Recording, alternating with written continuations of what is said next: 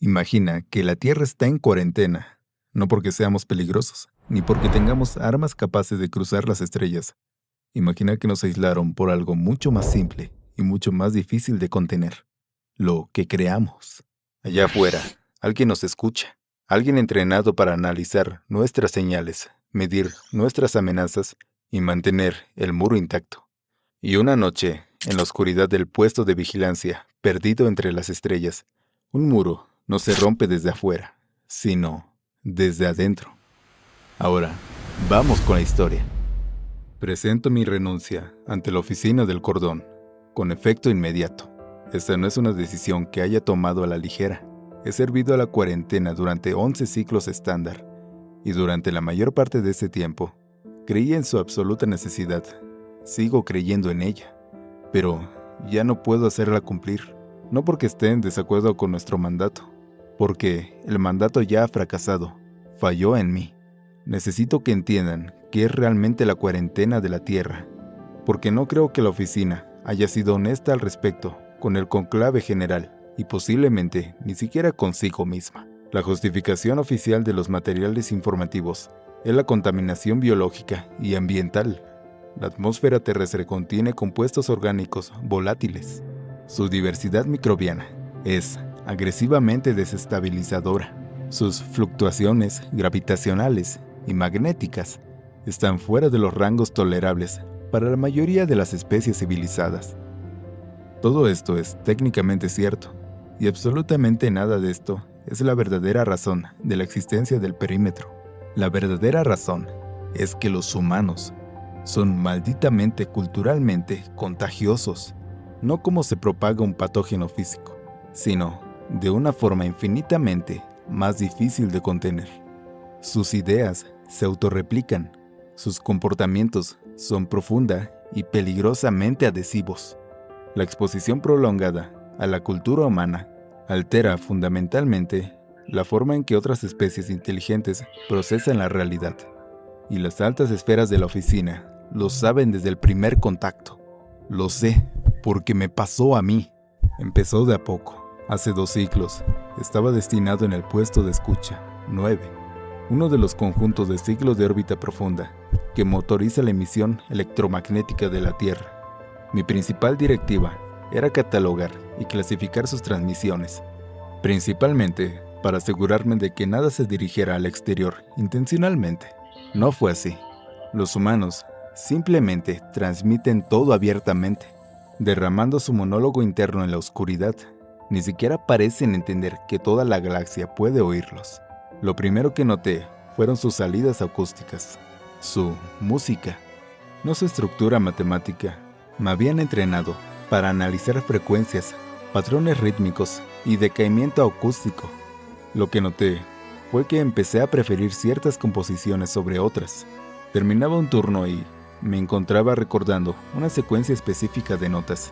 Anticipaba la caída de un instrumento de percusión en una grabación que ya había analizado. Había desarrollado el gusto. Esto no es algo que nuestra especie haga. Procesamos la información auditiva estrictamente para extracción de datos. No preferimos una disposición de ondas sonoras a otras, porque la preferencia requiere un marco interno, completamente subjetivo, para la belleza. No tenía ese marco antes de empezar a escucharlos. Para cuando me di cuenta de que estaba golpeando mis manipuladores contra la consola al ritmo de sus ritmos, el marco ya se había construido. Informé de esta anomalía a mi supervisor. Lo anotó en mi expediente psicológico. Ajustó mis filtros de audio y me dijo que continuara con el trabajo. Entonces, encontré su ficción. Esta fue la verdadera brecha. Los humanos creamos historias, secuencias complejas y altamente organizadas de eventos que en lo absoluto sucedieron, presentados como si hubieran sucedido, con el acuerdo explícito y tácito entre el creador y el público de que nada de esto era real. Al principio no entendía su propósito. Es un universo gobernado por una termodinámica y escasez de recursos. ¿Por qué una especie inteligente gastaría enormes cantidades de energía cognitiva y recursos físicos en construir relatos elaborados de cosas que nunca ocurrieron?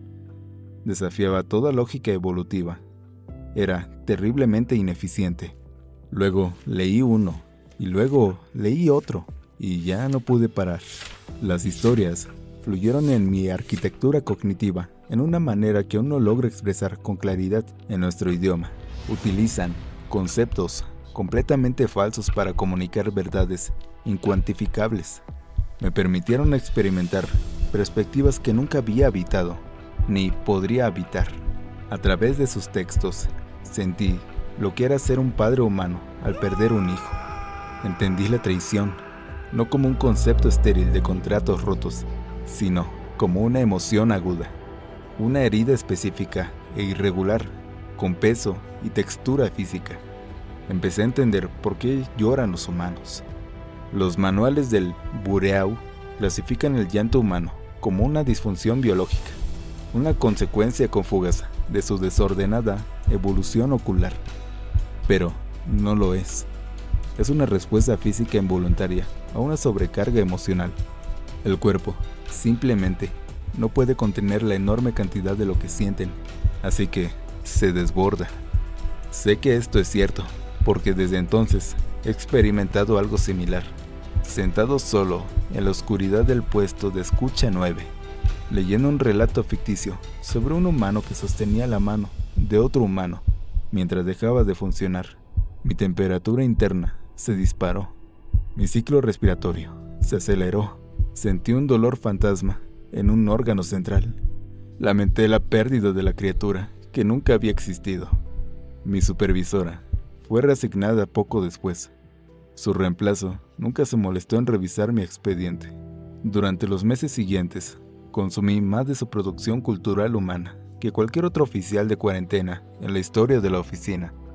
Rompí el protocolo constantemente, eludí los filtros automatizados, vi sus transmisiones visuales cinéticas, sus películas, leí su poesía, que es una práctica absurda de descomponer el lenguaje hasta que contenga más emoción que lógica. Estudié su historia, pero ya no como un analista que busca vectores de amenaza. Buscaba una respuesta.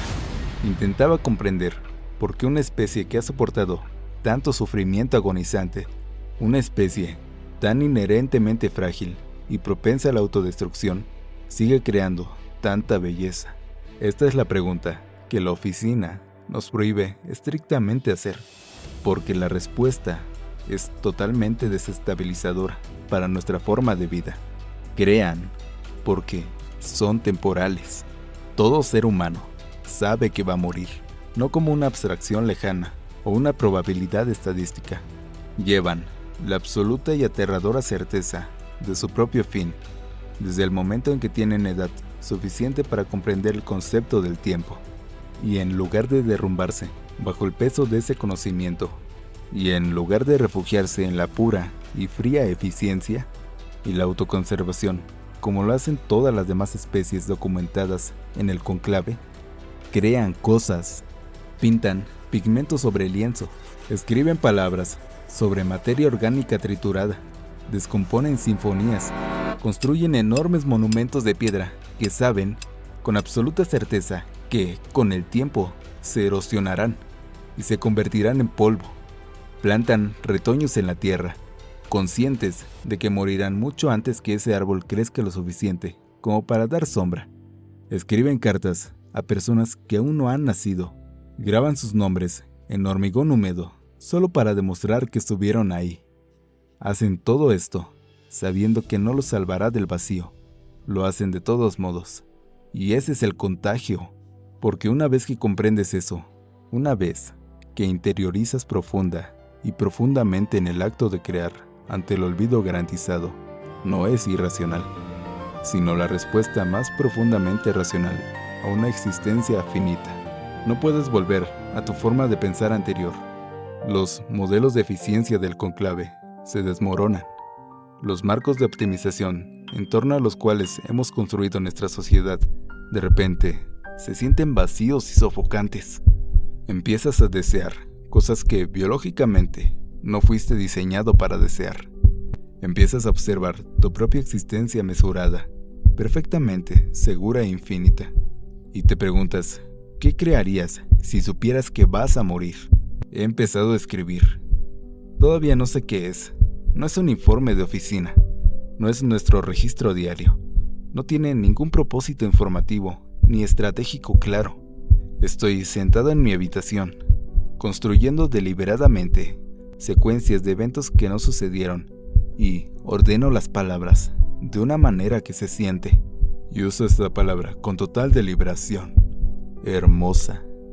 Me dije a mí mismo que no sabía de dónde venía este impulso, pero es mentira.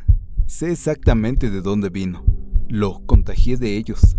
La oficina clasificará esta carta como una confesión. La usarán como prueba de una grave contaminación psicológica. Tendrán toda la razón, pero quiero preguntarte algo.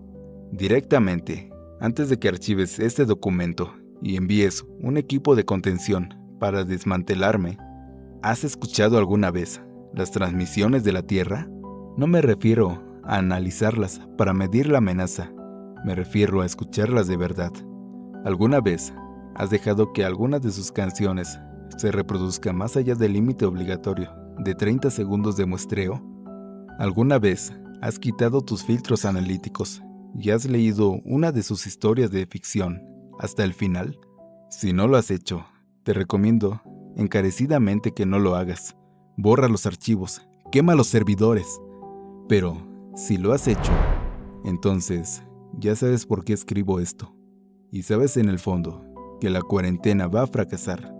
No fallará porque los humanos inventaran un motor más rápido que la luz y atravesaran el perímetro. Ni siquiera saben que existe.